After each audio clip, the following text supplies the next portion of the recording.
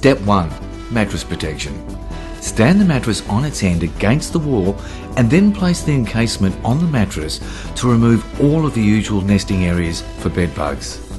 We have replaced all of the nesting areas with our unique built-in monitoring system.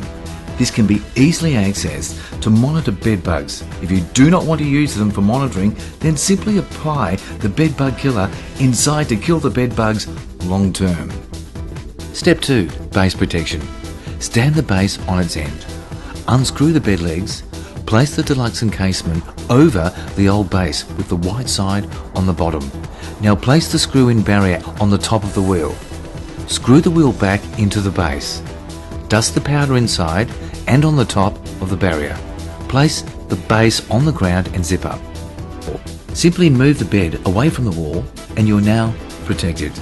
If you don't have screw-in bed legs, then use our floor barrier. Dust bed bug killer inside. Place the barrier together and wipe clean. And place the bed leg in the barrier, and the floor barrier is perfect for bunk beds. All of these products are available at Bed Bug Barrier, or catch us on our website at www.bedbugbarrier.com.au. Remember, Bed Bug Barrier, you and your family are always protected.